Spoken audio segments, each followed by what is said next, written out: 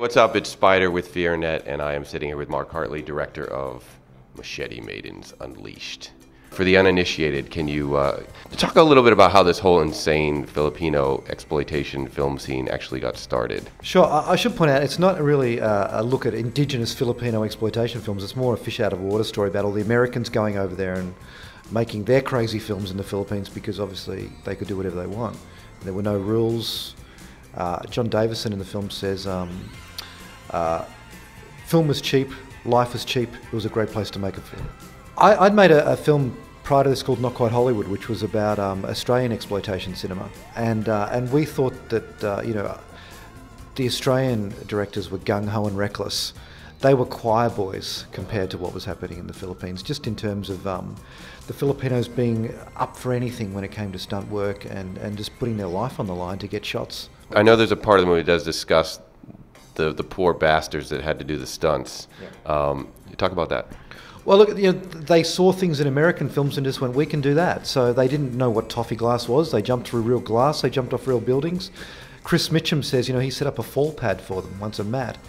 And they went, well, this is amazing. We can actually throw a guy off a 3-story building and not kill him.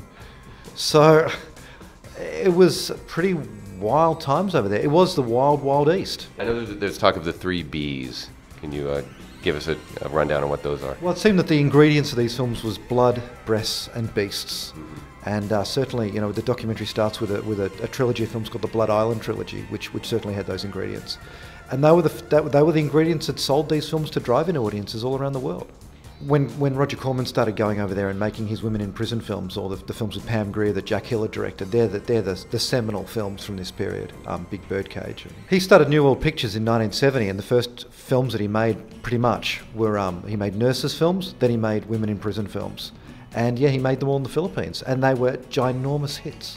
They were some of the biggest grossing independent films of all time. Being here at Fantastic Fest, it's a perfect movie for this festival. You talk about your experience here and what the reaction to the film has been. Look, I'm amongst fans here, so it's very, very nice. A lot of my previous film debuted here, and there's a lot of repeat viewings on that. So it's been great. It's been really. The screening last night was fantastic. Yeah. And look, I have to say that it was just amazing to make this documentary because I got to meet a lot of my film heroes. I grew up watching the films of Joe Dante and Alan Arkish, and those guys were in the documentary. And it was great to sort of meet your film heroes and not be disappointed.